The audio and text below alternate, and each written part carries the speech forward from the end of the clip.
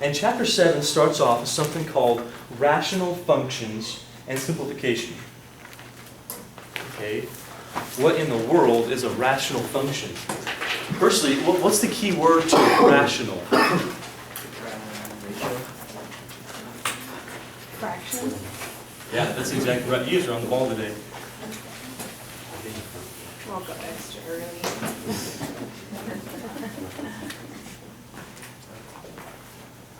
Drank extra coffee today, didn't y'all? No. No? Not very good. Me neither. You can imagine if I did. Oh, Like a Red Bull. sometimes on the weekend I do drink coffee and then it's just off the wall. It's pretty good.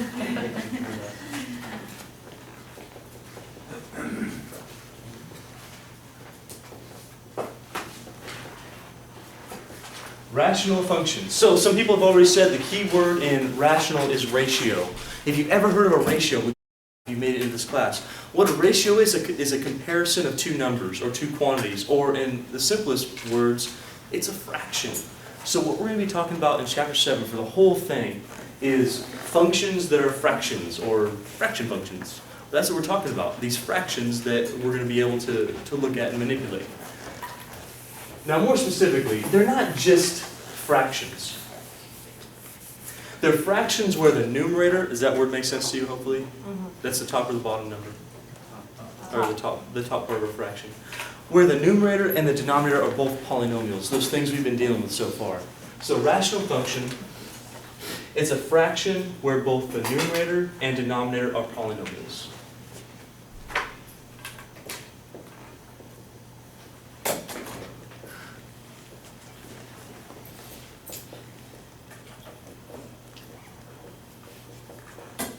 Both the numerator and denominator are polynomials.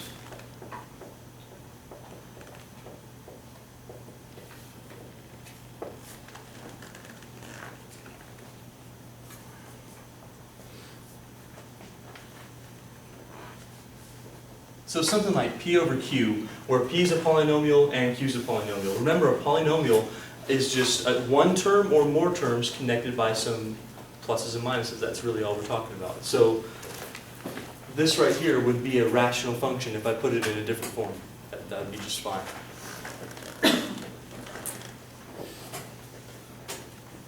First, let me start with some rational expressions. Here's some examples of what we're talking about.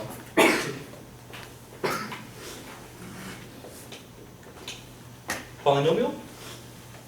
Yes, no, what do you think? Oh, yeah. Yeah, it's much Sure, better. yeah. Polynomial?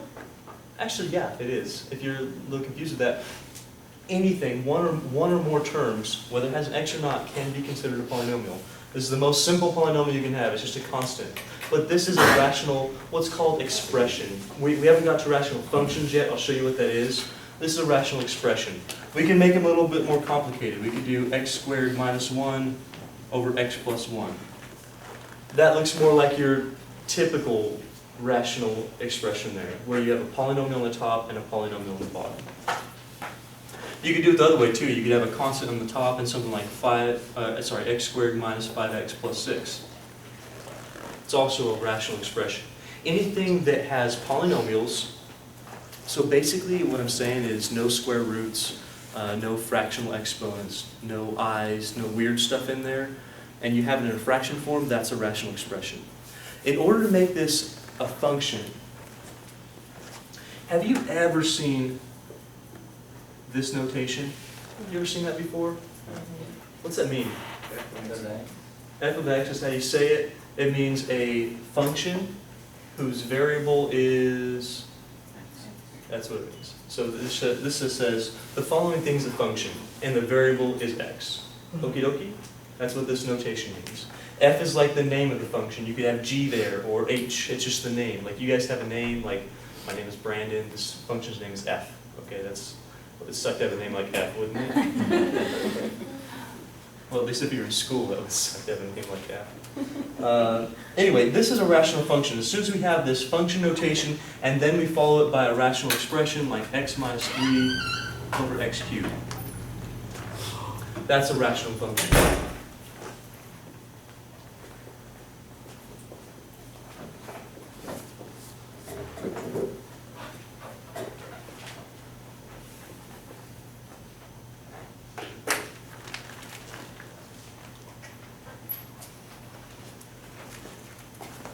Now, when you were first introduced fractions, actually before you were even introduced fractions, I know because I did this on Monday in my Math 80 class.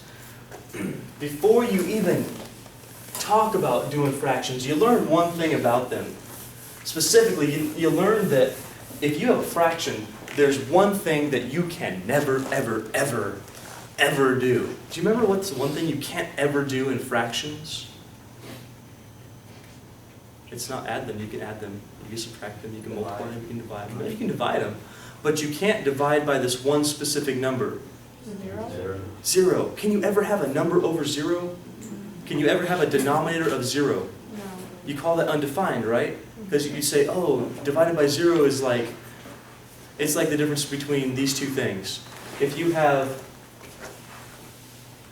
0 divided by 4, it's like you have $0 and you split it amongst 4 different bank accounts. How much is going to be in each bank account? That's fine. That makes sense to even ask that, right? If I have no money across 4 bank accounts, I have no money in any of them. That makes sense. But when you say this, I have $4, I want you to put it in 0 bank accounts. How much money is in each bank account? Do you have a bank account? That doesn't make sense to ask how much money is in each one of them, does it?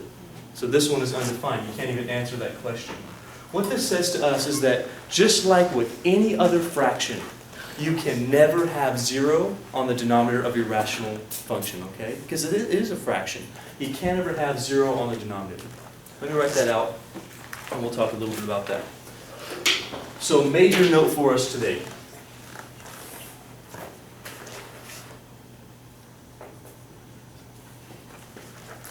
For any rational function, the denominator can never be 0.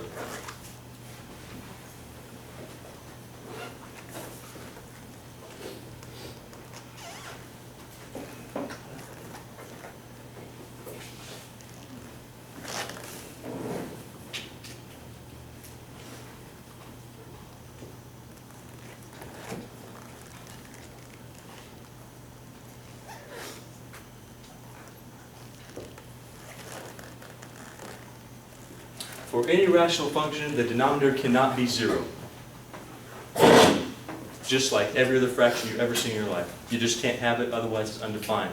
That's the next thing I'm going to write. If you do have a denominator that does equal 0 at some point, look, here's the difference between a rational function and a typical fraction. The difference is that sometimes the value of your denominator can change. Are you with me on that? So it's not always going to be 0.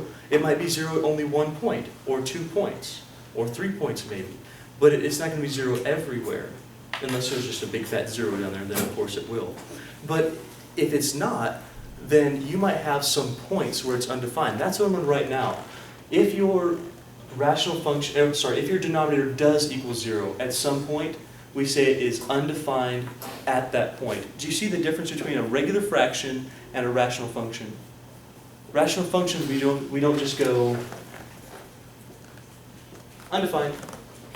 We go, it's going to be undefined at like 1 point. Not every point, just 1 point.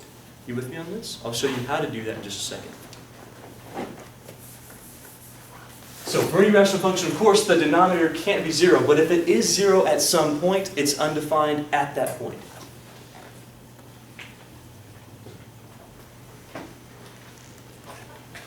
But if the denominator is 0 at some point,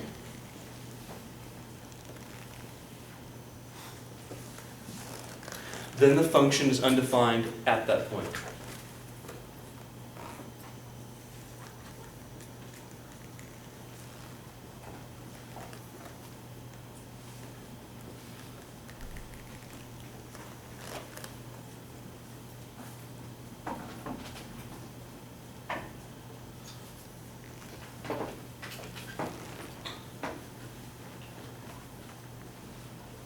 I'm going to underline at that point a couple times so you know it's not at every point, it's just at that specific point.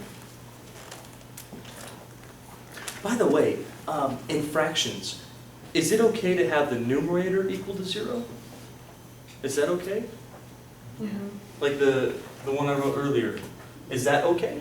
Yeah. Sure, that just equals how much? 0. By the way, anything, when you have 0 over a number, it equals 0. So some of you on, it was one of the problems on your homework, you were solving it down, you had 3y equals 0, like this. You remember that problem? And you divide by 3. Some of you said, there's no solution. No, there is a solution. 0 divided by 3 is just 0. Okay, so when you get that again, don't leave it as 0 over 3. Okay, it's actually just 0. So be aware of that. So yeah, it's okay for a numerator to equal 0.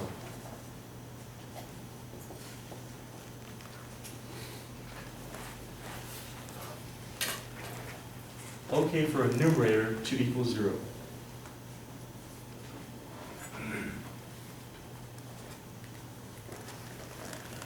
That's not a problem.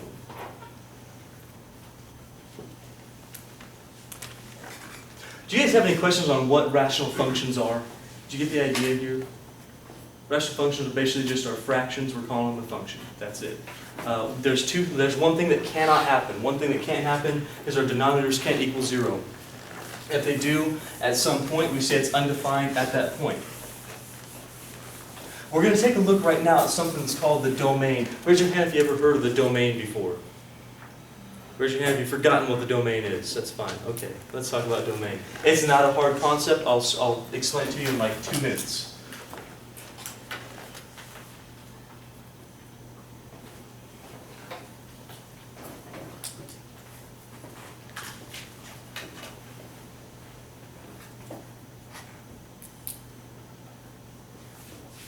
Would you say this is a rational expression or a rational function? Rational function.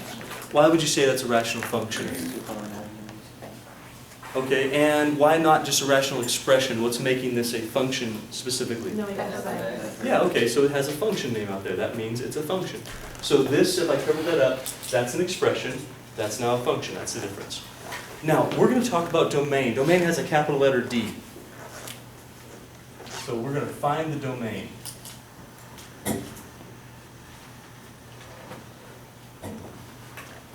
Here's kind of the layman's term definition of domain. What the domain is every value, every input that you can plug in for x and get something out of the function. That's really all it means. It says what are the values you can plug in and be okay, you get an output. We say domains like this. Here's how we're going to write domain in this class. This is the set version way of writing domain. You write this kind of nice looking bracket there, which is hard for some people to draw, I know that. Ends up looking like a thing, okay, that's fine. Just try your best. You learn this when you get your master's degree in math, how to do that, it's all we do. I'm just kidding. But, Then you write your variable. What variable are we using here? X. You write your x. You write this vertical line that says such that. It says x such that. And here's how you're going to finish this off. X is a real number. I'm going to use a symbol because I'm lazy. Real number. And I'll show you how to complete that and in just a second. Firstly, the real number part. Real number. Why do we say x is a real number? Is there anything like a fake number? The answer is no, there's nothing like a fake number. But we are going to talk about what are called complex numbers or imaginary numbers. And that's a little bit different. So what we're doing is we're saying x is in the class of real numbers here. Okay, we're talking, a real number is every number you've ever dealt with in your whole life. So all the whole numbers, 1, 2, 3, 4, 5, all the negatives, -1, -2, -3, all the fractions, 1/4, 3/4, 7/8, all the decimals you can think of, pi, square root of 2, non-terminating, non-repeating decimals. Every number you can possibly think of, all put together, is the group of real numbers. Am I getting that across to you? So when we say real numbers, we say x is anything you want it to be, and we're going to put conditions on this.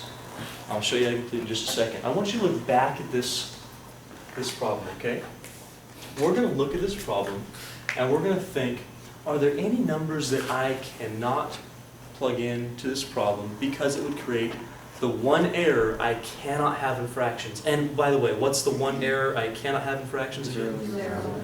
I can't have, how about the top? Does the top matter? No. No, numerators are fine. You can have 0 there. I'm not even going to look at the numerator when I'm looking for a domain. Don't even care. In our other problems, yeah, we care about the numerator. But when you're just talking about domain, I don't care at all. What we're going to look at is the denominator. What is my denominator right now? Is there a number that I plug into there that is going to make the denominator equal to 0? 6. Yeah. It's not 0, right? Because if I put 0 in there, it'd be -6. That's fine. It's not 1 because that'd give me -5. But if I plug in 6 into that, put a 6 right here, notice how 6 minus 6 is 0, right? Is that okay to have? No. Nope. It's not okay to have. So what we're going to do is we're going to say x is a real number. I can plug in anything else, right? I can plug in, if I plug in 2 here, is it okay? If I plug in -6, is it okay? Gives me -12. The only number I cannot plug in is +6. Nod your head if you're with me on that. That's the only number that would be bad. So we go, x is a real number, anything, and x cannot equal 6. That says if x equals 6, I get a bad problem here. I get something that's undefined. That's how you write your domain. You write x, that's from a variable, such that x is a real number, except x can't equal 6. That's basically what you're saying in this problem. Now, one way you can show your work on this without having to just think about it, what you do, this is going to seem kind of weird to you, you take your denominator, you set it not equal to 0. Why? Because what's the one thing the denominator cannot be? 0. So set it not equal to 0. Then you solve it like you would any other equation. You add 6 to both sides, you get x cannot equal 6, and that goes right there. Does that make sense to you? So you just set denominator not equal to 0, solve it. So to find domain, you have to write the statement by the way.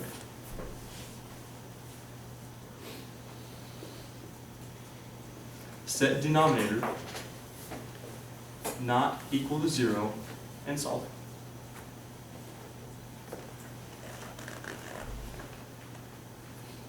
And you know what, we're going to practice a lot of this next time. How many people feel okay with what we talked about today? So you feel okay with the dividing polynomials that we started with, right? And now the whole domain idea with rational functions? We're going to get on to more of that next time. Okay, so if you do remember from yesterday, we did do that problem, and we said that domain is really all the numbers that I can plug into a function and get something valid out. So pretty much anything that's not undefined. And when we went through this, we said there's one thing with fractions that we cannot have, and that's 0 on the denominator of a fraction.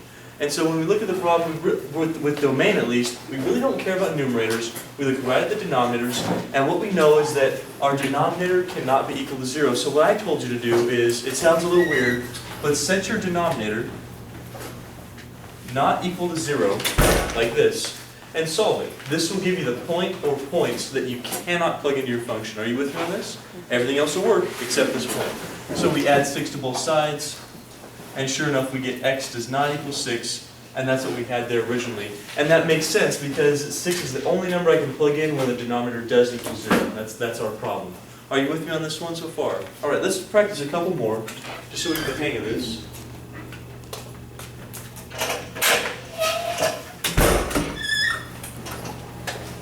And again, we're looking for domain. We have g of x equals x squared minus 9 over 4.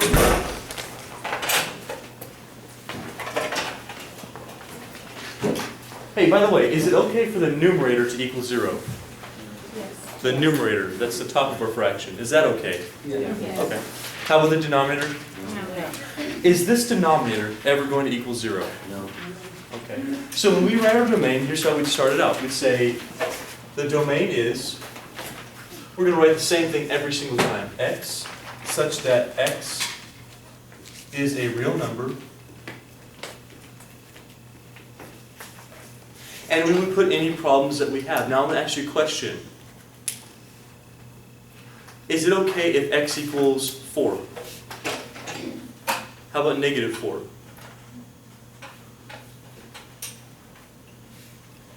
Think about it. If I plug in -4, I know there's a 4 right here, but if I plug in -4, is the denominator going to be 0? No. Then I don't care. Yeah, it's fine. How about 3? Plug in 3. It's wrong. Is that okay or not? No. Yeah, this is still numerator 0. Is the denominator going to be 0? No. Then that number's fine. Okay, it's only the denominator that I'm checking for with domain. That's it. Just the denominator I'm checking for with domain. If the denominator is not 0, your numbers are valid. So can you see up here on this problem that no matter what I plug in, this number is never going to change? Are you with me on that? No matter what I plug in. That means that this denominator will never be 0, which means that any number works. How we say that is x, such that x is a real number, and then we're done. So this says, in a nutshell, any number will work. If you plug in anything, you'll get something out of it that's valid. Even if we get 0, that's fine, but you will get something out of it. How many people understood that one? Okay, why we don't have this. Why we don't have this part of it? Well, you had a variable down here. If you plug something into that, specifically 6, it's going to be 0. Here, you don't have a variable. That's a constant. That number's not going to change. That number's never going to be equal to 0, no matter what I plug in. Follow? Okay, I'd like you to try one on your own.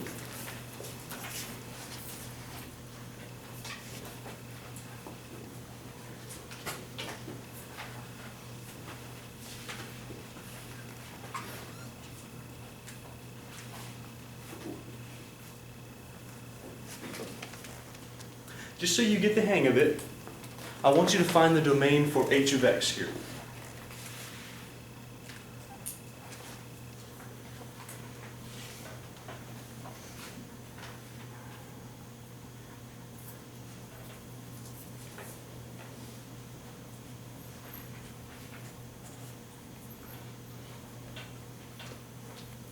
So we're going to write the capital D. We're going to write the same thing, x such that x is a real number. And then you're going to find out if there's any points that are problems here.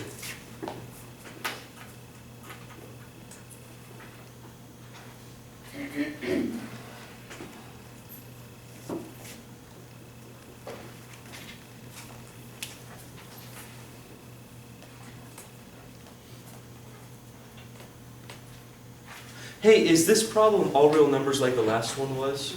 No. Or do we have problems here? Problem. Yeah, I have some people going yeah, some people going no. Well, we got to look at one spot specifically. Do we care about, for domain I'm talking about only, do we care about the numerator if I'm asking for domain? No. What we care about is the denominator, that's right. And the question is, are there any points, any values, that are going to make this part of it 0? And yeah, that's great. And the way you find that out, because this is very easy, we can do this one in our head, but the process is, what we do is we take the denominator, just the denominator, and we set it not equal to 0. Why do we set it not equal to 0? Because that is the one thing that we cannot have it equal to. Are you with me on that? It's kind of a weird thing, we set it not equal to 0. But when we solve that down, that's okay. That works out for us, and it goes right here. So if x plus 2 cannot equal 0, and you solve it, that means you're going to subtract 2 from both sides. And you're going to get that x cannot equal negative 2. Why it cannot equal negative 2 is because if you plug in negative 2, look what happens. Put negative 2 there and do the math. How much do you get? 0. Is that a problem? Yes. That's a big problem. So we set the denominator not equal to 0, we solve it, and we get this piece of the puzzle here. And we finish this off, x is a real number, that means everything but, we go and, x does not equal negative 2. Let me finish that off. Now what would happen in this case? We have like h of x, or f of x, whatever.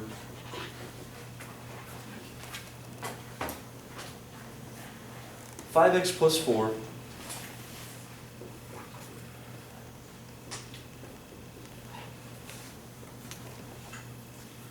This is where I'm going to see if you were really paying attention to what I was saying over here. Because if you just looked at this and go, well, yeah, Mr. Leonard, these are easy.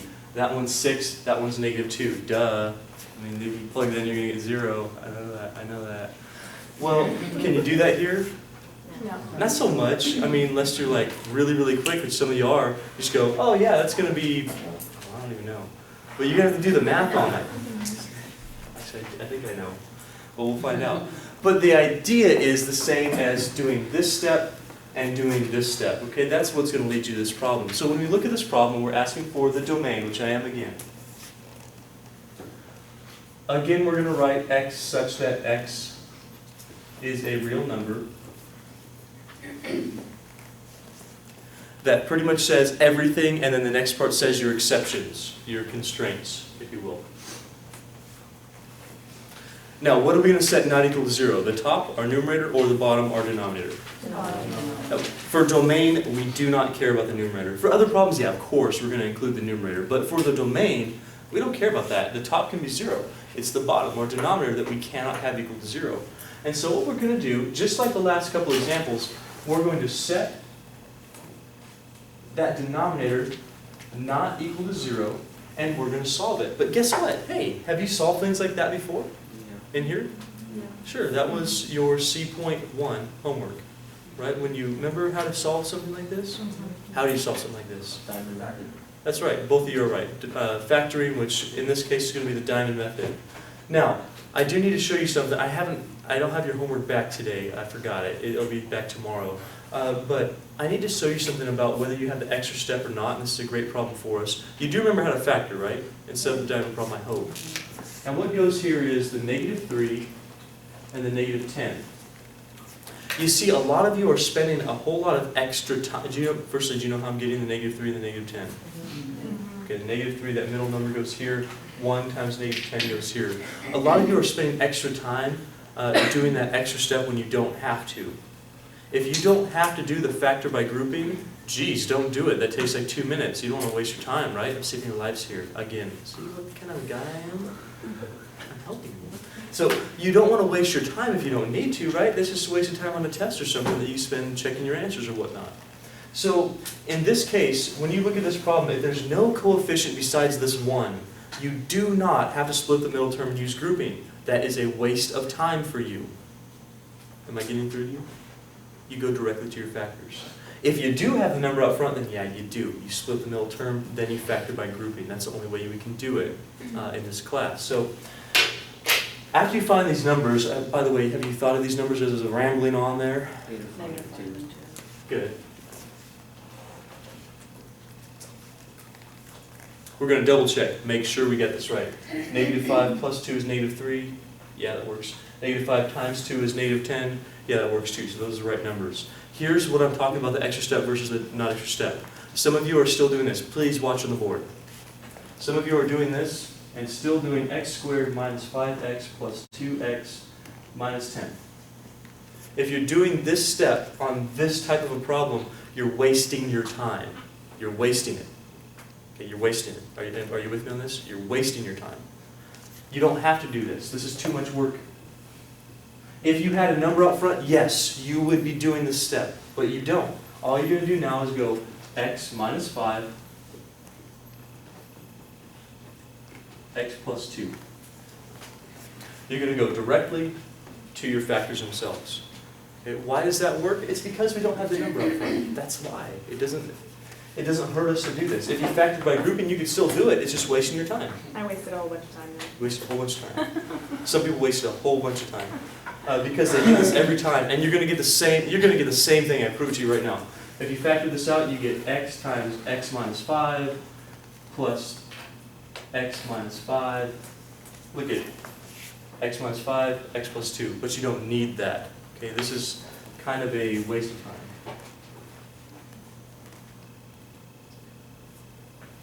Now, can you do the extra step every time if you really, really want to? Sure, but if you want to waste 2 minutes of problem, then do it that way. If you want to be quicker on a lot of cases and just get this stuff done, then when you don't have a number out front, you go directly to here. If you have a number out front, you go and you do this stuff. Nod your head if you're okay on that. There's 2 cases. Number out front, this. No number up front, this. Okie dokie? Review that lesson on factoring if you haven't done so already online, if you've been doing this stuff. It's on there, I promise. It's all the C.1, there's like 11 parts to it. They're all 14 minutes. The factoring's in the middle of that. So look through that. Okay, now, when we continue, we know about the zero product property, which will still work. We'll do x minus 5 equals 0. We'll do x plus 2. Actually, not equal to 0. And if we solve that, we're going to add 5 to both sides. We'll get x cannot equal 5. And x cannot equal -2. I'm just adding 5 subtracting 2, and we get those two pieces of the puzzle. This part you should feel okay on, right? Because we've done this already. This is our review. This was review when we covered it. This is now review of our review, so double review. Right? How many feel okay at getting these points? Solid on that. Okay. Now, what we do with that, same thing we did with this one. It's only, in this case, how many points are not going to work? How many values are not going to work in my function? Yeah. In fact, if you plug those in, the reason why they don't work, check this out. What's 5 squared? 25. Minus, this will be 15. 25 minus 15, 10. And then minus 10? That's why this one doesn't work. Same thing happens with the negative 2. You do 4. Negative 2 squared is 4. You would do Plus 6. plus 6. Negative and a negative. That's plus 6. That's 10. Minus 10 is 0. So again, that one doesn't work. That's why we have two values that don't satisfy our function. They're undefined. So we'd say x is a real number and x does not equal 5. And you just list them out. X does not equal negative 2. Close our bracket, that's how you find domain. Do you guys feel okay about finding domain? Nod your head if you do. You feel all right with this? Okay, so the whole idea is set the denominator not equal to 0 and solve it. You might have to factor, you might not. On your test, you will have a domain problem. So if you want to write this down, you will have a problem like one of these three. Probably not that one because there's no work to it, but one of these two on your test.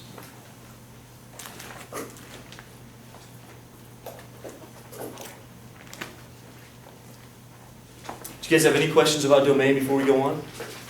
So like if it's just a number at the bottom, is it pretty much going to be like, that's it right there? If there's no variable on the denominator, right? That means the denominator can't change. If the denominator can't change, yeah, you're good. Okay, Right? cool. I mean, here, yeah, here, no, it can't change. Here, yeah. Here, of course. Yeah. And here, yeah. But this one, that denominator is never changing from 4. That means you're going to get all real numbers. Anything's going to work there. That's a great question. Any other questions? Yeah. Will we ever come across a case where we'll have like 10 to the 0 minus 1 as a denominator? 10 to the 0 minus 1. Yeah. No, What well, we see that inherently wouldn't be a function, right? Because it's completely undefined everywhere. So I won't ever give you something like that. So we won't find that for a domain problem. Not for a domain problem, no. If you do, then you say this function's completely undefined. Okay. It's 0 always, because that wouldn't be changing. Like if you add 10 to the x minus 1. Now we haven't covered exponentials, but if that x ever became 0, then it would be undefined at 0, but everywhere else would be fine. Okay, that's a good question. Any other questions? Let's go on to simplification, all right? Move away from our domain for a while. We had a bit of it though. Here we go.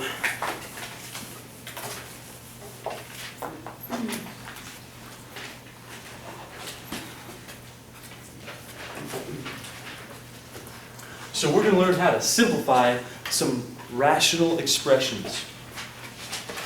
Now, because rational expressions really are fractions, just some polynomials, we can simplify them very similarly to fractions. You know we can simplify fractions, right?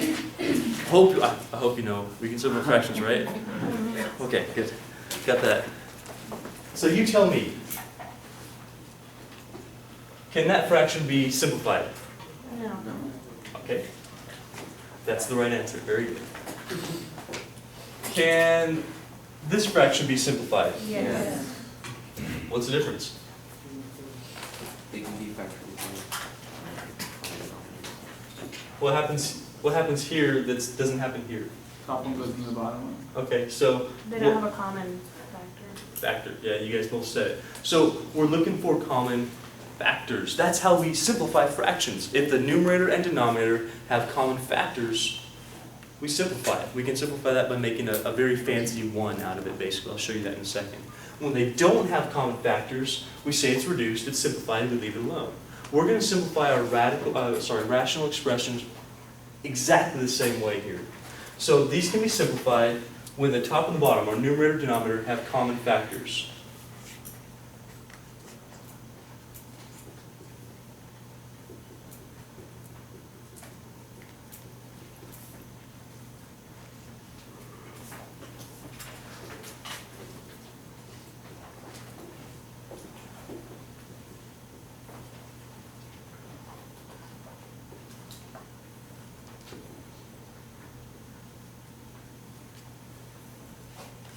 So we're going to simplify when the numerator and denominator have common, I underlined factors there. Factors, factors, factors. Because that's what we're going to be looking for when we get to our rational expressions. It's factors. By the way, how do we do this? Let me give you another example. Can this one also be simplified? Yes. What is the shared factor here? 5. Hopefully 5, yeah.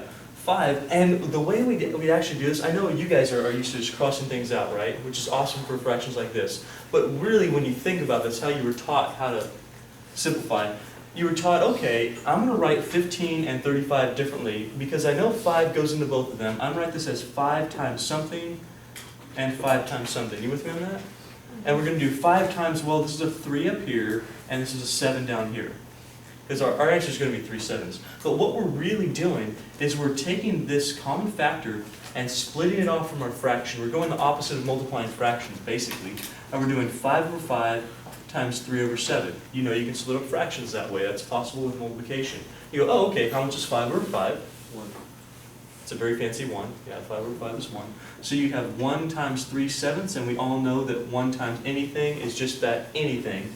We get 3 sevenths. That's how simplifying fractions actually works. Right? You don't just cross stuff out. Yay, this is fun. I get to cross stuff out. But we do cross stuff out typically. We don't show all this work. But this is why it works. This is the why. This is the foundation for simplifying our rational expressions. I'm going to show that to you right now. Did you understand this, by the way? Okay. So really, we are simplifying by removing factors of 1. This is a factor of 1 here. That's what we're doing.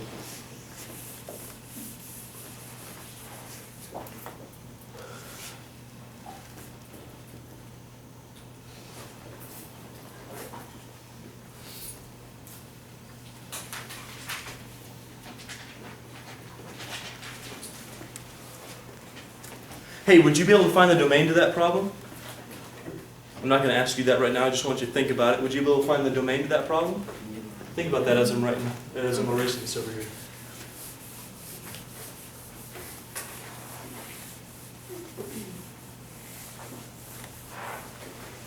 Are there 1, 2, or more points that are not going to work in this expression?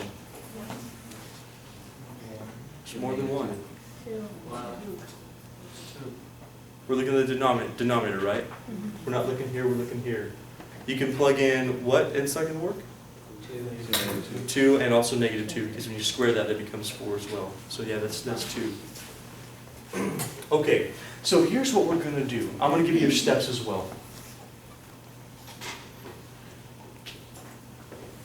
Steps for simplifying your rational expressions. The first thing that you've got to do, and this is why I underlined this word right here, if we're supposed to simplify out common factors, how are we going to do that if our expression is not, finish the sentence. If we're supposed to simplify common factors, how are we supposed to do that if our expression is not completely factored? You're going to have to factor that, right? Because we're going to try to match up common factors like we did here. We're going to try to match up common factors. The first thing you have to do in order to see common factors is you got to factor it, which is why we spent so much darn time factoring in this class, which is why we did the review first. I need to make sure you know how to factor, otherwise you're going to plummet in this class. You have to know factoring very, very, very well and get it right every single time. So factoring, that's a huge part of this. And so the first step when we get to chapter 7, essentially, is factor.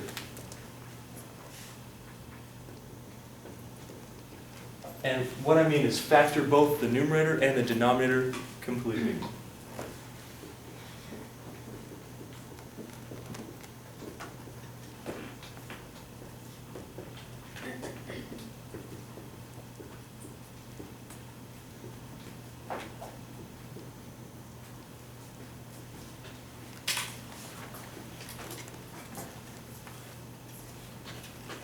Let's do that together, okay? I'd like to factor this thing.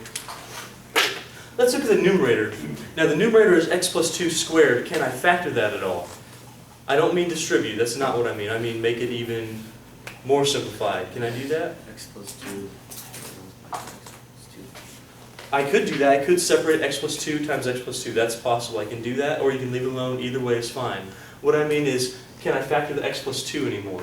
No. No. It's two terms, right? It's not a difference of squares, not a sum of cubes, not a difference of cubes. It doesn't have a greatest common factor. I'm done with that one. Let's look at the denominator. Can I factor the denominator? Yes. Yeah. Is there a GCF? You look at that first. No. GCF is something that divides both terms. Is there that? No. It has two terms. The thing you check for two terms, is it a sum of cubes, a difference of cubes, or a difference of squares? This is one of those three. Which is this one? Difference of squares. Definitely a difference of squares. I hope you're seeing the difference of squares really easily on this. I don't know if we factored this particular one or not, but we're going to have the x plus 2 squared. On the bottom, you need to know that a difference of squares, whenever you can write this as, let's do x squared, and how am I going to write the 4 to make it look like a difference of squares? 2 squared. 2 squared, very good. So this could be written as x squared minus 2 squared. And we found out a way that we can factor this every single time. It's not a problem. We factor this as x.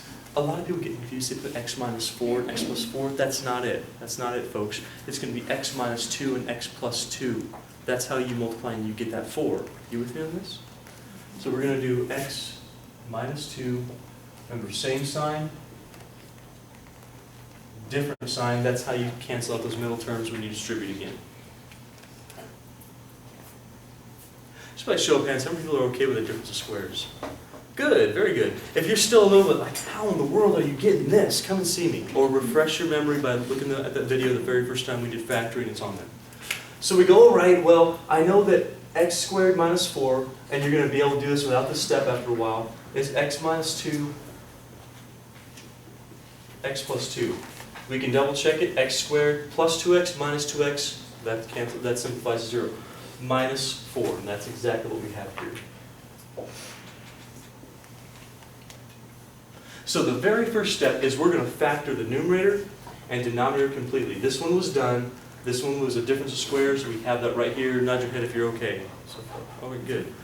The second and the last step is, what we're going to do now is we're going to cross out, we're going to simplify out any common factors, not common terms, common factors. I'll show you the difference in just a second. But write this down, write this step down. You're going to simplify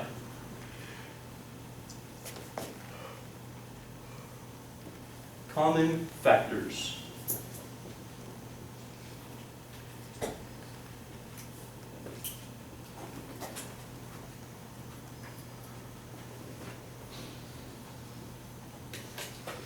Not common terms.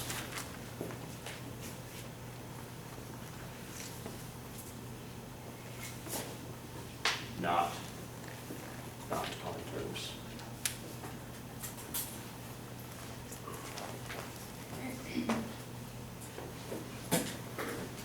So let's do this thing. Do you see any common factors up here? Things that are exactly the same on both the numerator and denominator that are factors. Factors are things that are multiplied together. So multiplied together. So this right here and this right here, these big pieces, notice how they're being multiplied? Those are factors. What you can do, you can simplify all of a factor or nothing at all.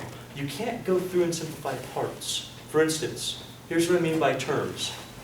This right here is a term, that right there is a term. That's a term, that's a term, that's a term, that's a term. Are you with me on this?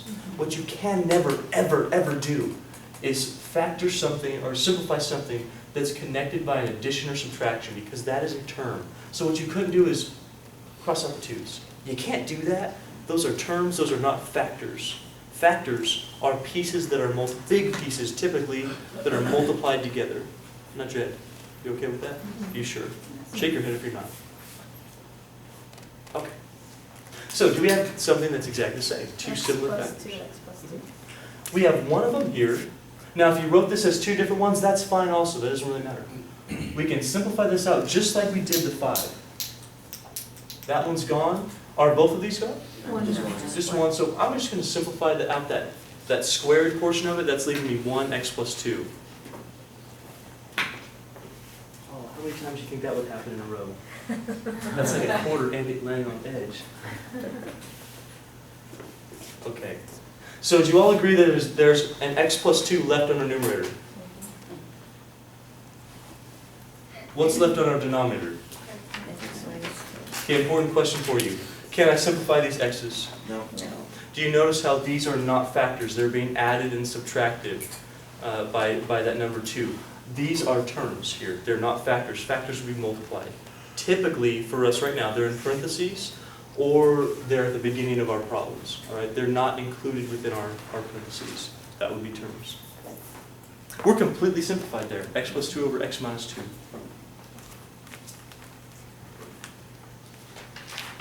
Let's try a few more, all right?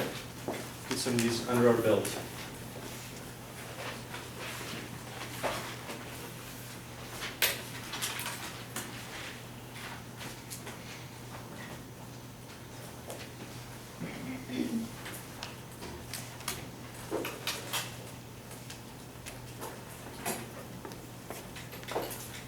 Okay, right off the bat, I got a question for you. Would it be okay to simplify the 3y cubed with this 3y cubed? Is that okay or not? What do you think? No. Clearly no. No. This has a subtraction right in front of it, but there's no way we can simplify that. We can't even do, look at the board, we can't even do the y cubed and the y cubed, right? Because this piece still has that subtraction right there. It's got to be completely multiplied, so everything or nothing, that's the idea. So what we're going to try to do is factor this thing. Does the numerator factor? Numerator is how many terms? Can't really factor one term. We're going to leave that alone.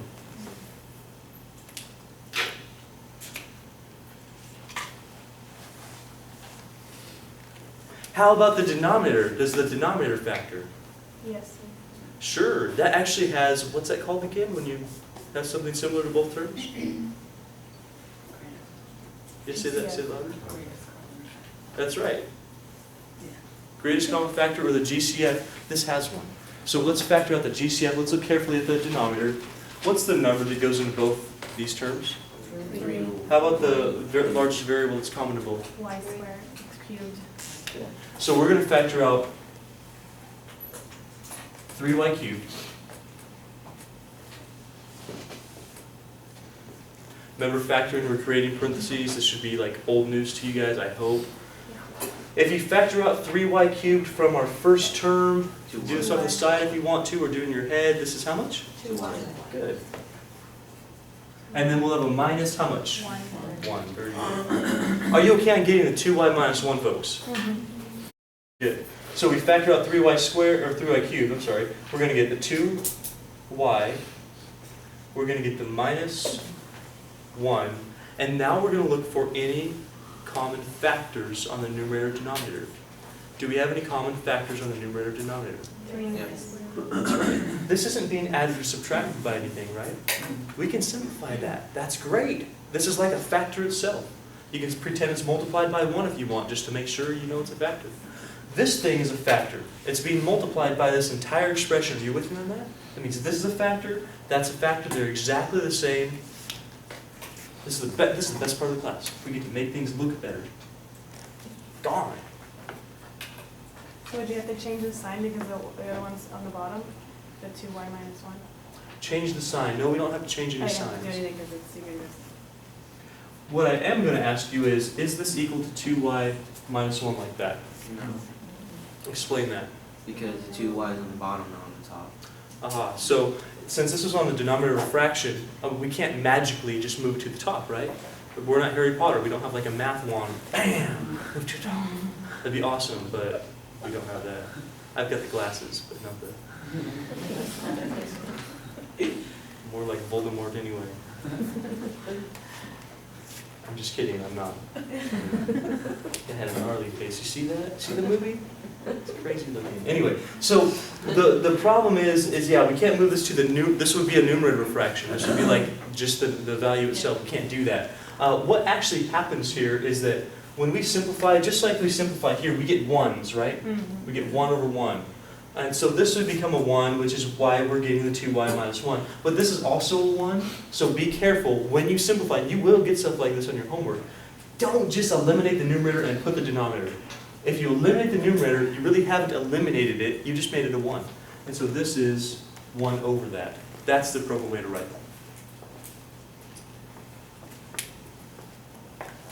So we're factoring the numerator and the denominator, and then we're going to simplify common factors, not common terms. Let's try, we're going to have several more of these things. Let's try a couple more right now.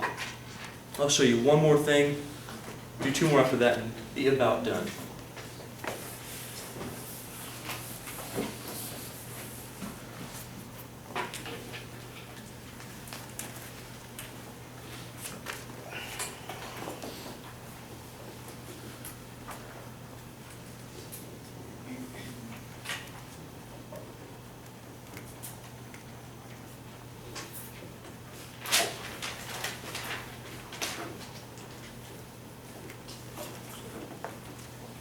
Yeah, we like those ones, right?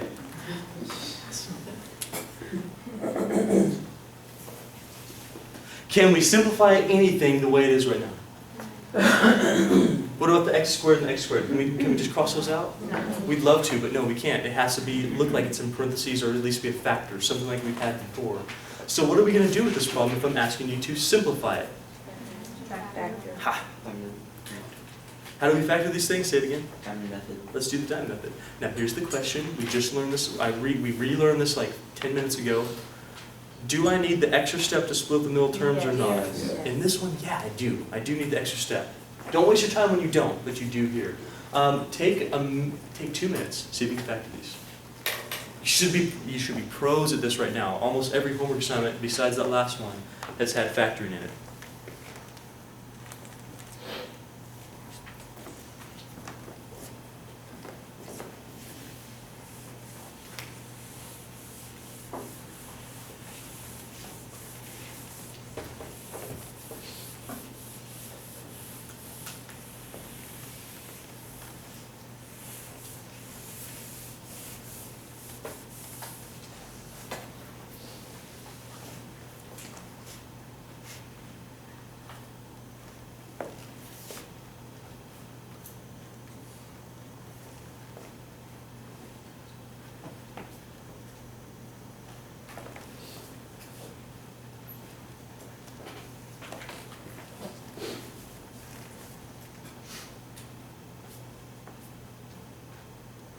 I hope you remember how to set this up. Just help me out with this one step. What goes on the top for our numerator? Okay, and on the bottom here? 1. Well, Oh, 5. 5. Just making sure you remember how to do that. The B goes here, the A times C goes here.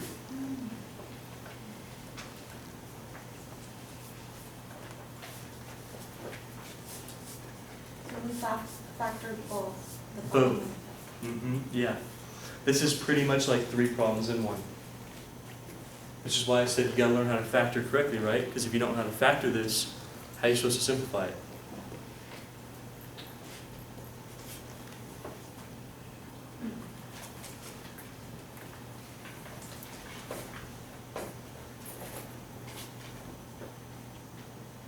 In the other one, you need 4 and you need, what was down here? 21. Negative 7. No. You multiply 7. those. You multiply those. A times C.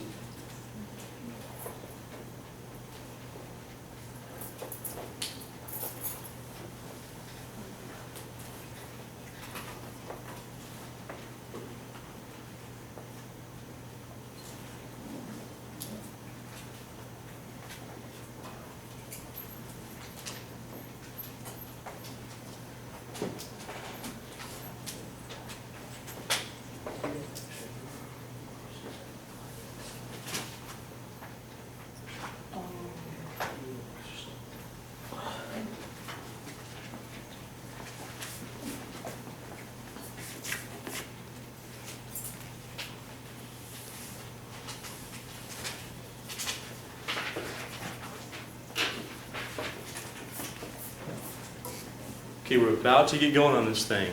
And let's get started up here on the board. If you're still going, cool, work on it. Make sure you can factor these correctly. Okay, so up here, we have the -6 and the 5. Are you okay on getting those 2 numbers, folks?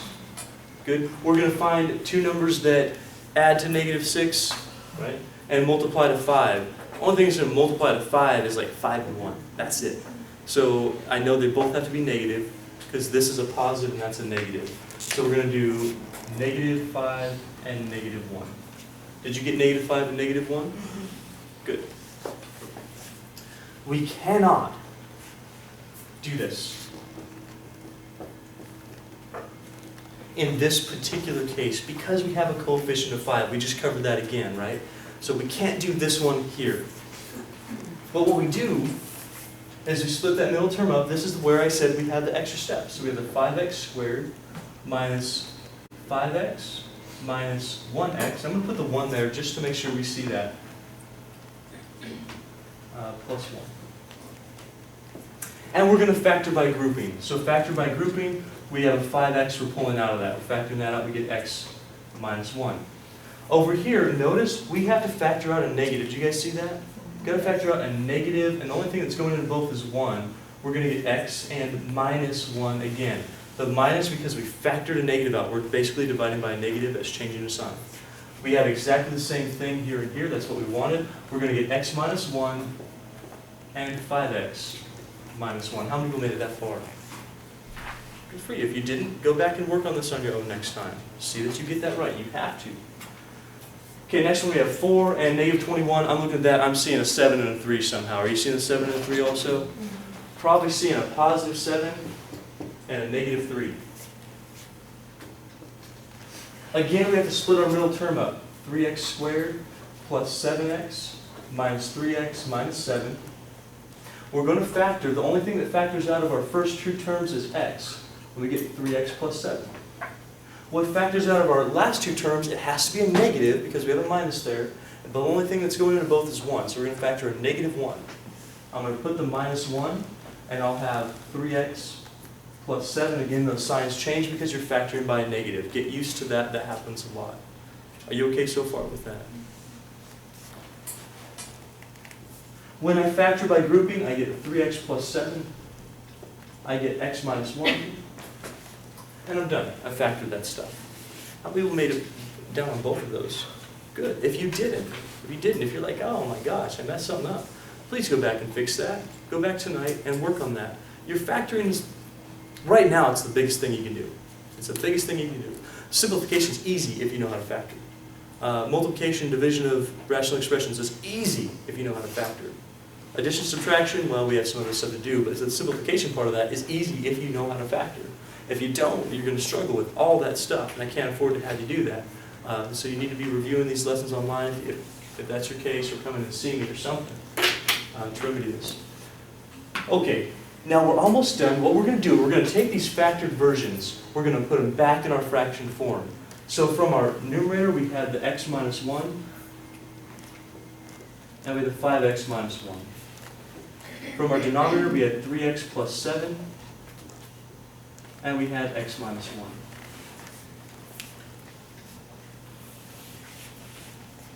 If you didn't get these right, can you follow that down and see that this is the appropriate way to go? Are you guys all right with that?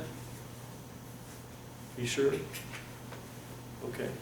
Now, do we have any common factors? Is there anything we can simplify? Yeah, that's great. X minus 1s are factors because they're multiplied here and here. We can take the entire factor and simplify it out. That's what we want to do. So x minus 1s are gone. We're going to get 5x minus 1, 3x plus 7. Can we simplify any further in this problem? No. If you could, you would have done it here. Okay, this takes care of all your simplification at once, provided you've completely factored. How many people are okay with that? Feel all right with this one so far? Good, all right, that's fantastic. I have a question. Yeah. So when we simplify and we move over to a final answer, the parentheses just disappear? If you have just one If we have factor, just one.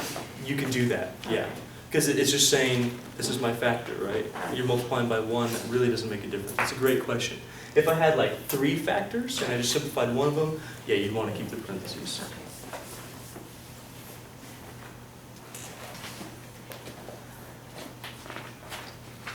Okay, let's end with this one. I want you to work on 1 on your own.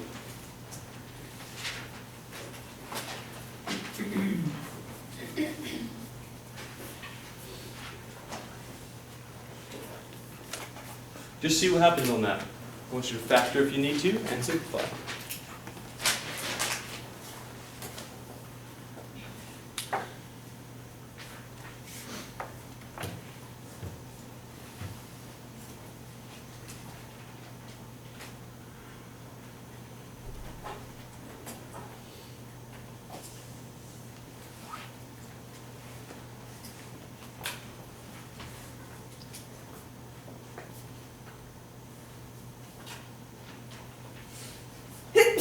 Bless you.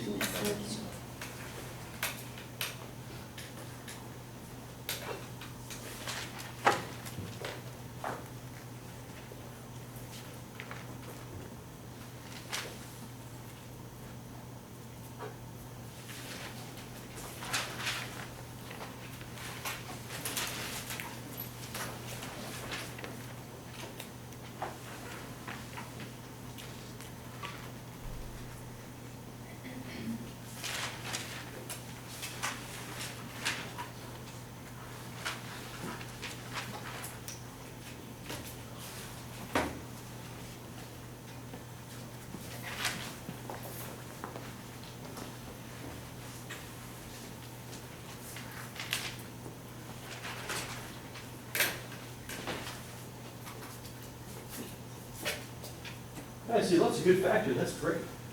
That's fantastic.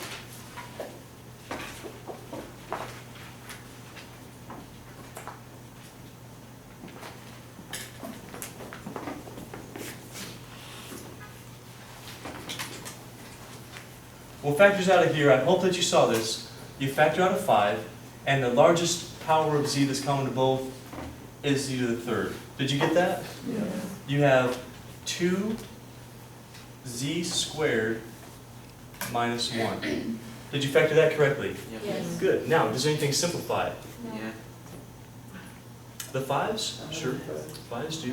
The z's? Yeah. Look at it. Now, what you have here, really, you could think of it like this if you wanted. You could think of it as 5 z to the third. 5z to the third times z. You could think of that. Isn't that 5z to the fourth? In that case, you go, oh, you know what? These are all gone. I have a z left. Or a different way you could think of it, 5s are gone. All but 1 z is left. So what's going to be on the numerator of our fraction? Just a z. That's right. 2z squared minus 1. One last question. Do these z's simplify? No. But they're right on top of each other. They'll make it by. Can't do that. The minus 1. All right. We'll talk about one last thing right now. This will lead us into what we're going to do tomorrow.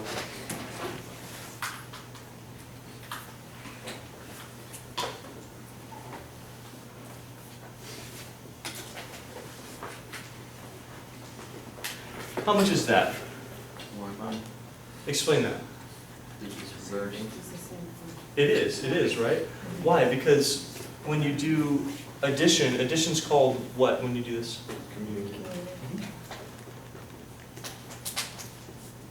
You could switch that, couldn't you? Because it doesn't make a difference, because it's addition. No problem. That equals 1. Does the same thing happen with that? Yes. Oh no. Because subtraction is not commutative. Subtraction says when I do this, the signs go with those values, so I would get negative x plus 5 over x minus 5. Now that's clearly not 1. That doesn't equal the same thing. But there's one thing we can do to simplify this. What we can do whenever you are off, notice how our variables and our numbers are exactly the same, but every sign is different. Do you guys see that? When that happens, what you can do, factor out a negative 1.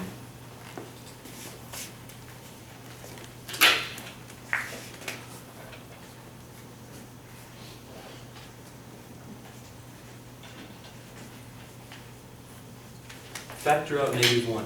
If we factor a negative 1, just like we factored a negative 1 from over here, all that's going to happen, Look at the board right now. Some of you aren't looking.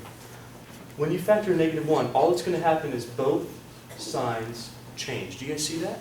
So if we factor a -1 from here, let's factor -1, and what we're going to get is instead of -x, we'll get x. Instead of +5, we'll get -5. All over x minus 5. Now, do you see that the x minus 5s are factors? We can simplify that. And our answer, that's -1. So when our signs are different, but the values are the same, like absolute value-wise speaking, I mean, like we have an x and an x and a 5 and a 5, but the signs are different in each case. Factor -1, and then you're going to see that. Here's the big kicker that we're going to use next time. Just write this last statement down. What we're going to try to do when we're factoring is make sure the term with the largest exponent is positive. Make sure the term with the largest exponent is positive. That's what I did here. Look, x was negative, so I factored a -1. If you make sure the term with the largest exponent is positive, your life becomes easier. You can factor things way easier. So what I want you to do is factor to make the term with the largest exponent positive.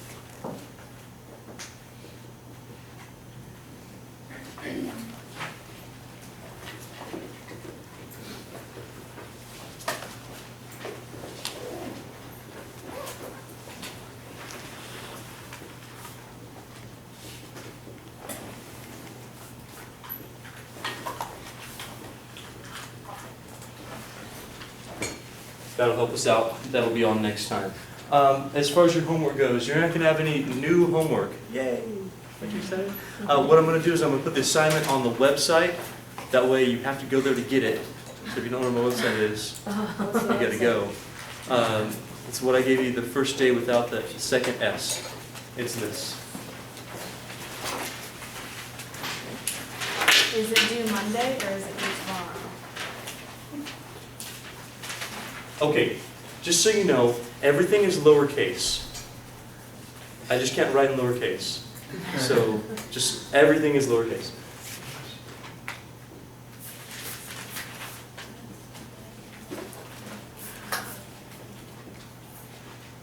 It's sites.google.com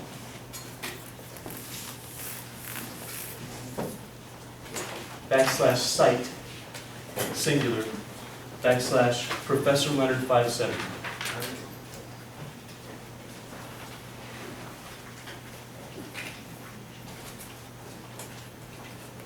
Just like this. It's all one thing. You go to the top of your website browser, you plug that in, it will come up. Go ahead and find that. The homework's not due tomorrow. It will be due on Monday because we're not done with this section, okay? I remember I told you at the beginning of class that I would give you the assignment before it's due if we didn't finish the section. So the assignment will be on there this afternoon. If you want to get a head start, which I very much encourage you to do that, go on the website and get it from there. All right, guys, have a great, great day. I'll see you tomorrow. All right. So I did say to make the term with the largest exponent positive. And with that in mind, let's look at the next example. That's going to be this one.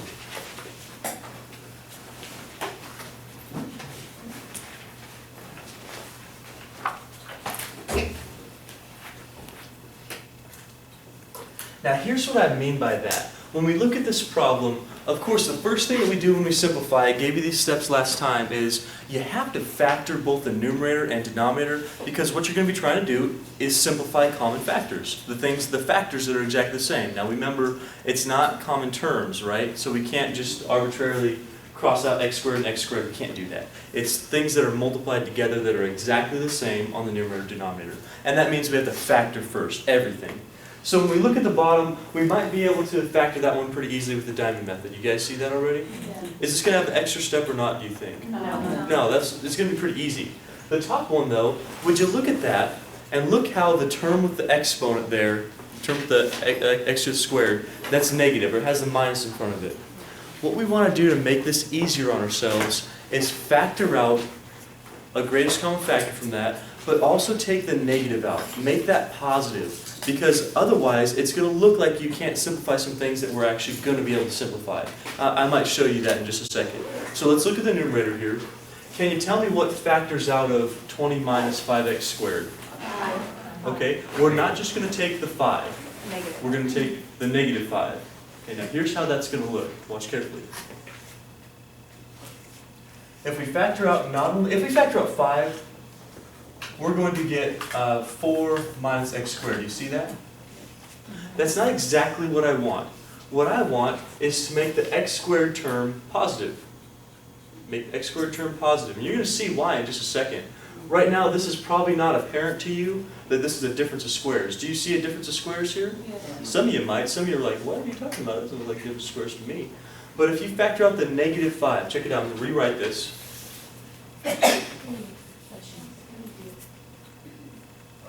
Bless you. If you factor out the negative 5, you get, instead of 4, how much do you get there? Good. Remember, we're dividing, and you're going to get plus x squared. You factored the negative out of it. It changed both signs inside. You with me on this, folks? How many people are with me on that step right there? Good, okay. Now, the last question I have for you about this, is it okay if I include the signs, but flip these things around? Is that okay? So instead of negative 4 plus x squared, can I have x squared minus 4? Yes. Okay, I'm going to do that. So negative 5 stays there. X squared minus 4. The reason why we do this thing is a whole lot easier to work with than this thing is. For most, than the thing I had here before was. For most people, this is a lot easier to see that that's a difference of squares. Can you see it now a little bit easier? Yeah. And you know what? We're going to have to factor out a negative anyway. You're going to see this in a second. You are going to have to do that. So you may as well do it at the beginning rather than at the end. You're going to have to do it anyway. So do it at the very beginning. It's easier to work with and you don't make any mistakes on it. So we have the numerator done. Let's work on the denominator now. With our denominator, can we factor that thing? Yeah. How? Okay. Okay. So let's do that. Can y'all tell me what number goes on the top, please? 1. And on the bottom? We look for 2 numbers. I'm going to start doing these more quickly because we've been practicing this for now, like every section we've done in here. The 1 and the negative 6, we're going to get 3 and 2 somehow. Yeah, it's going to be 3 negative 2. Now, do I need to split this up and factor by grouping? No, this goes directly to my factors. So right here, I write x plus 3. I write x minus 2. And I can continue that on.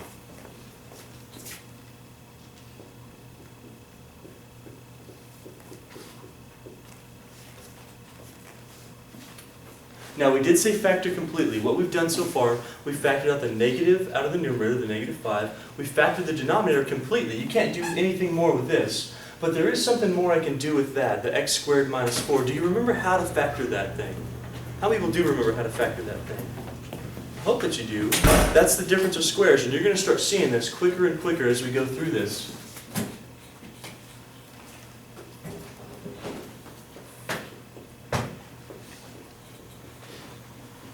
I'm going to take a little trip down here and do the factoring underneath this problem. So if I look at x squared minus 4, remember that a difference of squares is a difference of 2 squares, which means I'm really thinking of this as x squared minus 2 squared. Same thing, right? Now we've done this problem before in this class. When you factor a difference of squares, you end up getting 2 parentheses just like here, but it's already kind of given to you what you're going to have. You're going to have an x in both spots. You're going to have a 2 in both spots. Not a 4, a 2. The thing that's actually being squared. That's the number you put there. I gave you the form a squared minus b squared when I first introduced this. So this acts as our b in this case. We have the 2 and the 2. Notice when we multiply, that's giving us the value of 4. Are you with me on that? When you FOIL that. The only thing you have to remember is that one of these signs is a plus and one of these signs is a minus. That's how you factor a difference of squares. So this is going to go on the top with this negative 5. So the negative 5 is still there. We factored this as x minus 2, x plus 2. So let's take a little recap about what we did. We noticed that we really do want to make the x squared term positive. If we do that, trust me, it's easier to work with. I'll show you in a second. If you really need me to prove it to you, I'll show you that in a second. So we factor out the negative, making that x squared term positive. We're going to switch it around to write the x terms first. That way it's easy to factor. So that's the only thing we're doing from here to here. I've switched these terms around.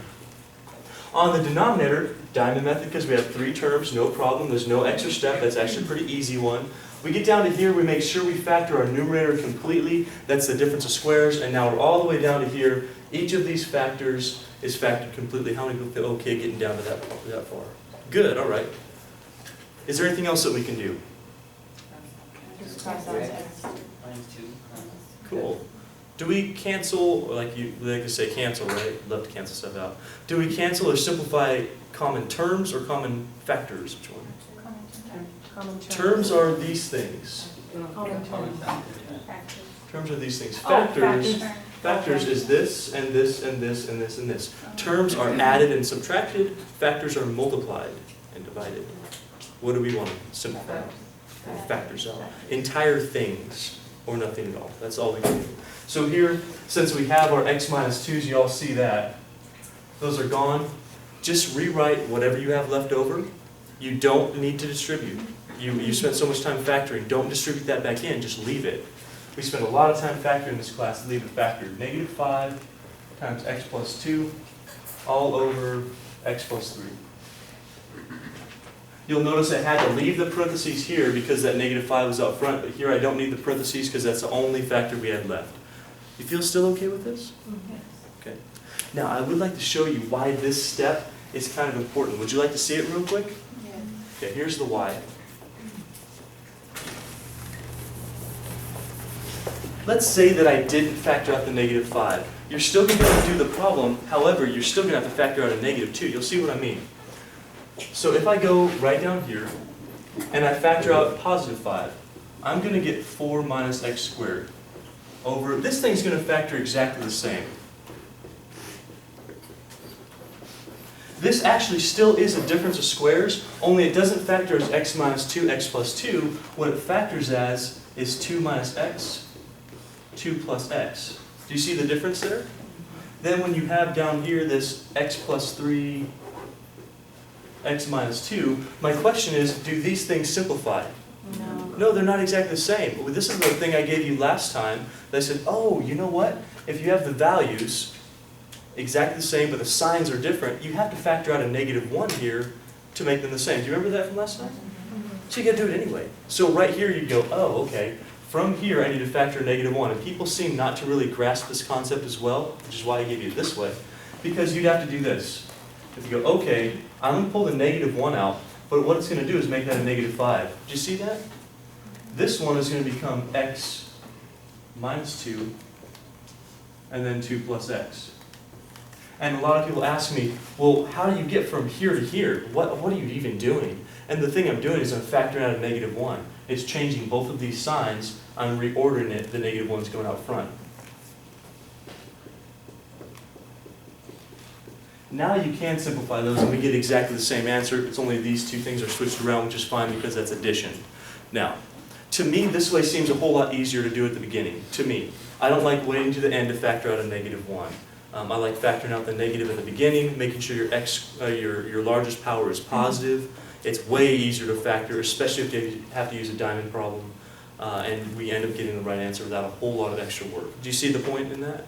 So that statement I made last part of class, factor so you get the term with the largest exponent positive. It's kind of a nice easy deal for us. Okay, let's go ahead and move on. What I'd like to do,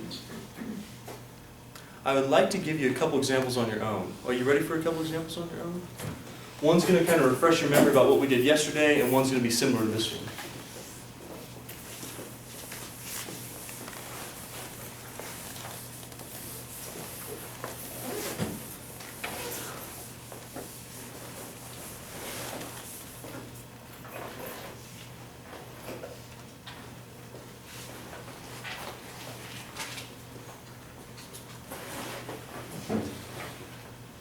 Okay, so I'd like to do that, factor that one, and simplify, and then do this one.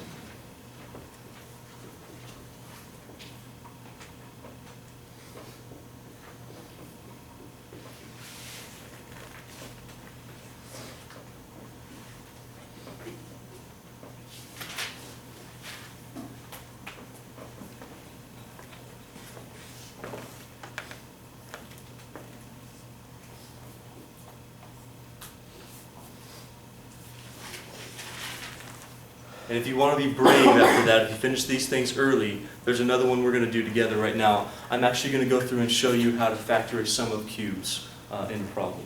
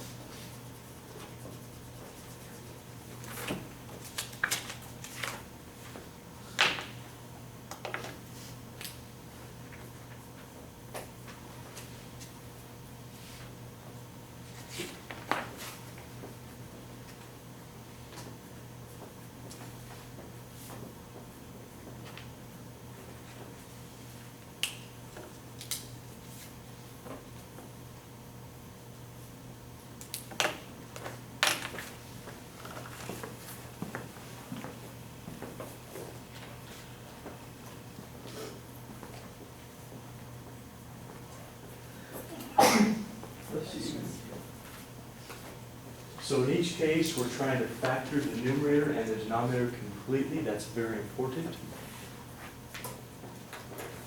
You're also going to try to factor to keep the term with the largest exponent positive. If the term with the largest exponent is already positive, well, that's great. You don't need to factor out a negative. But if it's not, then you're going to want to factor out a negative. That's the whole idea here.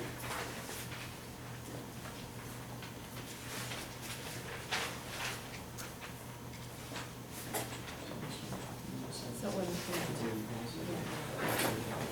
It's early still. It's early still.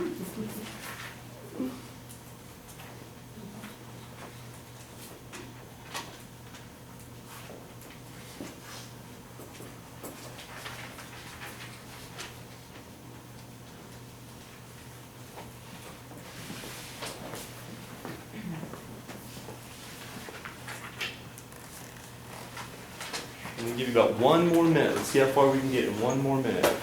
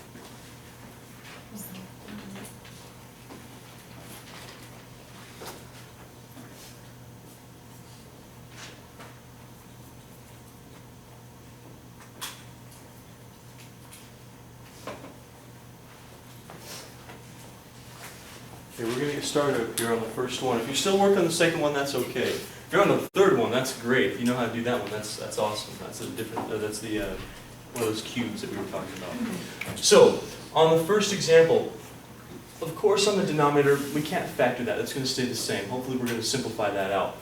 On the numerator, though, there are something we can factor out. Now the question is, do I need to factor out a negative or not? No.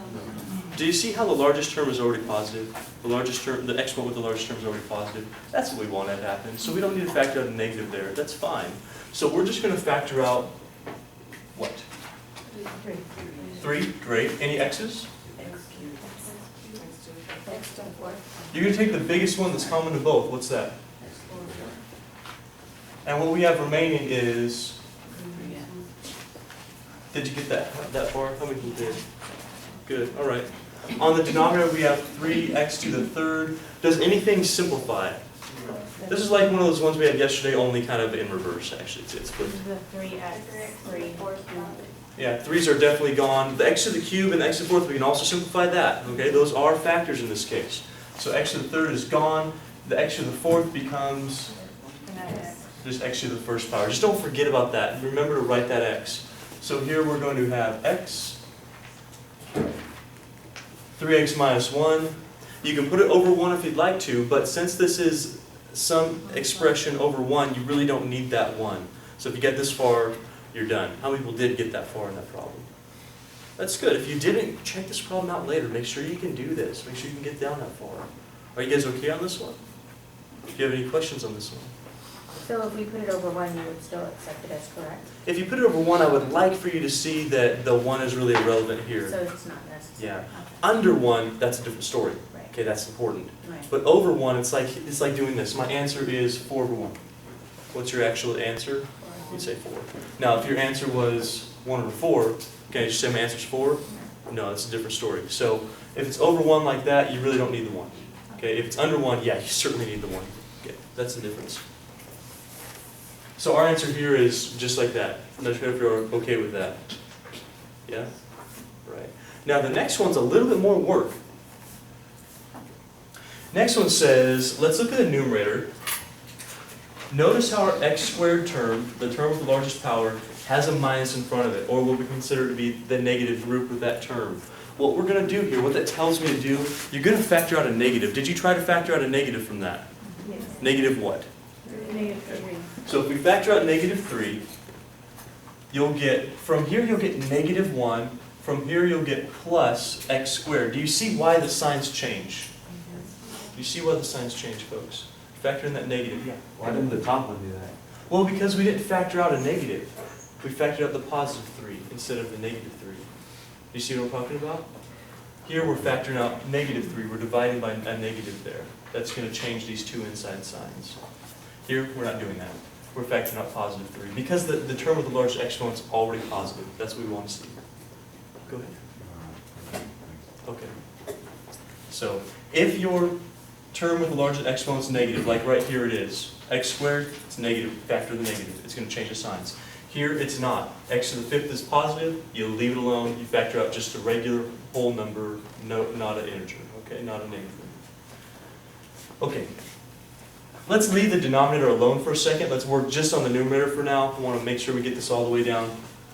So the negative 3 is going to stay there, but I am going to switch these things around. Instead of negative 1 plus x squared, I can write this as x squared minus 1. Are you okay with that? It's just the commutativity of these two terms. We can do that if we keep the signs with those terms. So the negative 1 has to be a minus 1. The plus x squared, that's a positive x squared. You still okay? Okay. What is this? Difference of squares. How is it a difference of squares? If the 1 plus square, it's still be 1. X squared minus 1 squared. That's the same thing, isn't it? So if we factor that, this is certainly a difference of squares. This is going to be x minus 1, x plus 1. X minus 1, x plus 1. The way you can see it, it has two terms. There's a minus. This is something squared, and this can be written as something squared. 1 squared. That's trivial, but you can write it as 1 squared. If you can do that, you can factor it. The way you factor it, it was the a squared minus b squared. Look that up on lecture C.4 if you want. Actually, it's under C.1. It's on the lessons. And we do this a couple times in there.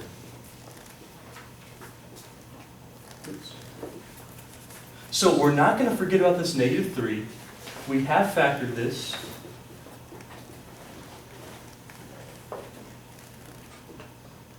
And we're completely factored in the numerator. That's what we want to see. Now, can you raise your hand and feel okay about getting there? If not, are there questions that you have on this stuff? Do you see why we're doing this? Do you see why we're factoring out a negative? Hope so, because this term with the power is negative. We want to factor that out. Can you see why we're switching those two terms around? We want to write that in the correct order. We want to write the x squared first. That way we can factor it easier. Because when you see this, that eventually will be easy for you to factor. You'll go, oh yeah, it's x minus 1, x plus 1. No big deal. You won't even have to do this step. It'll be in your head. We do this, we're completely factored on the top. On the denominator, we have a basic diamond problem. We're not going to have an extra step. There's no number out front.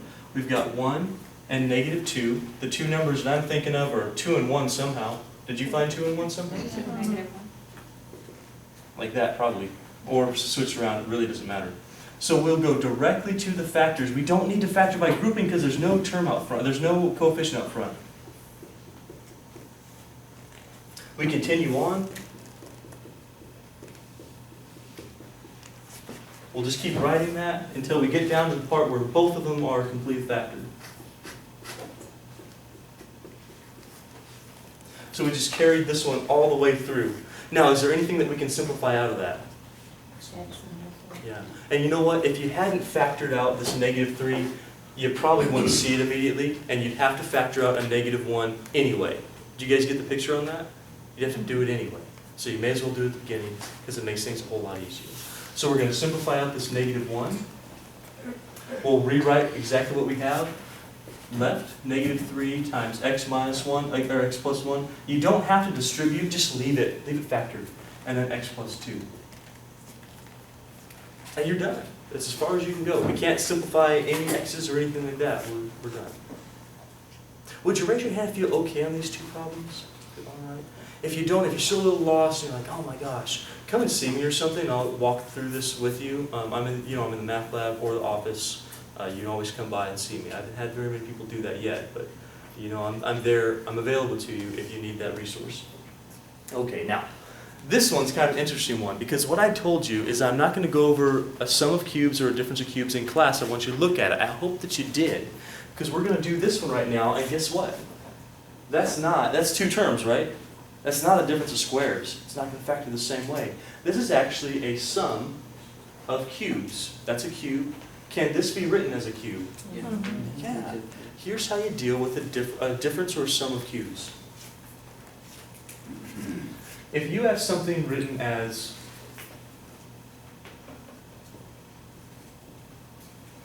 a cubed plus b cubed. I've given this to you in class. You don't need to rewrite it. It's in your notes somewhere. You write this as a plus b. Remember the same sign, different sign thing? Same sign. The next part is a squared, different sign, minus ab plus b squared. So essentially, all you have to do is figure out what a and b are, then fill in this formula. It's a formula for you. Let's see if we can practice this on this example up here. Instead of x cubed plus 27, instead of x cubed plus 27, can you tell me again how I can write that?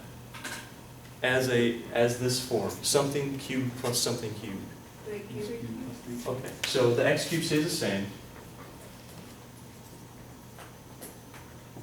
3 cubed instead of 27. Do you see how this is 27? It's not 9, right? We don't just multiply those things. It's 3 times 3 times 3, that gives us 27. You with me so far? So you see how this fits in this formula, right? Okay, what's our a in our case? What's our b in our case? 3. Let's fill that out. All you have to do is replace a with x and b with 3, and it'll work itself out. Watch. I'm sorry, what was a again? X. Plus, what was b? Okay. Now the next part, we're going to fill this out. What was a again? X. So we're going to put x squared. You see what's squared, right? Minus, what was a again? X. What was b? 3. Times 3. We're going to rewrite this in just a second. We don't write x3, do we? No. We write 3x. That's not a problem, though. Plus b squared. B squared. How much is b again? 3. So we're going to write 3 squared. That's how you use the sum of cubes idea. The difference of cubes is exactly the same. It's just this becomes a minus, a minus, a plus, and a plus for a difference of cubes. The sum of cubes, that's with this plus. If this was a minus, these two signs would switch. That's the only difference there. So hopefully you can draw some conclusions from this example for that. So x plus 3, that's done. X squared, well, that's done. We're going to rewrite this a little bit. We're going to do 3x, and at the very end we're going to do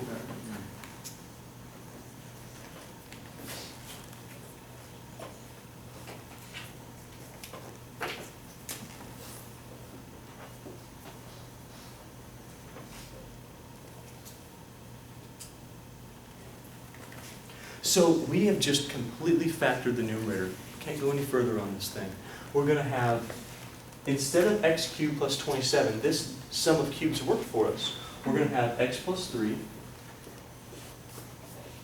x squared minus 3x plus 9 all over, what's the denominator still? X plus 3. We couldn't simplify that. Does anything simplify?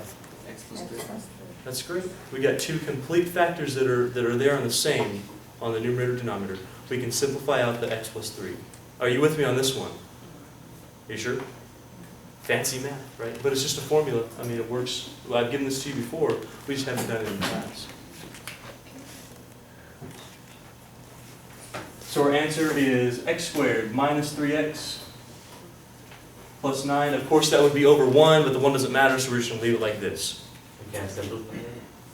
That one? Yeah. Simplify, you mean like factor it even more? Well, you can try it, right? That would be a diamond problem. But what you're thinking of is two numbers that add to negative 3 and multiply to positive 9. The only things I can think of that multiply to 9 are like 3 and 3 or 9 and 1, right? And none of those are going to add to negative 3. So you can't factor it anymore. This is one of the three-term polynomials that you can't factor. You know, not all of them you can. So some of these things that look like this, you might not be able to factor. It all depends on whether you can find these two numbers. If you can factor it. If you can't, then you can't. It's a good question. Any other questions before we go on? Were you able to follow that one? That's good. That's kind of an advanced stuff. That's the difference of cubes and sum of cubes stuff. That's good for you. Very fantastic. Okay, one more thing in our section, then we'll move on to 7.2 and have some real fun. Are you ready for some real fun? Of course you are. Fun Friday, right? Oh, it's Fraction Friday. See, I knew there was something good about today. Okay. Some of you are like, I hate you. Not only do you make us do fractions, you make stupid jokes about them. I know.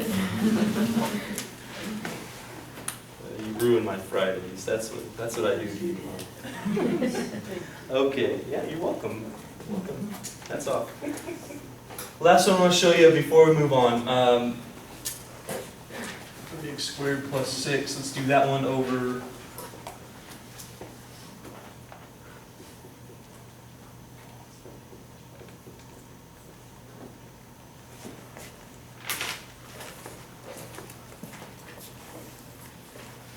That.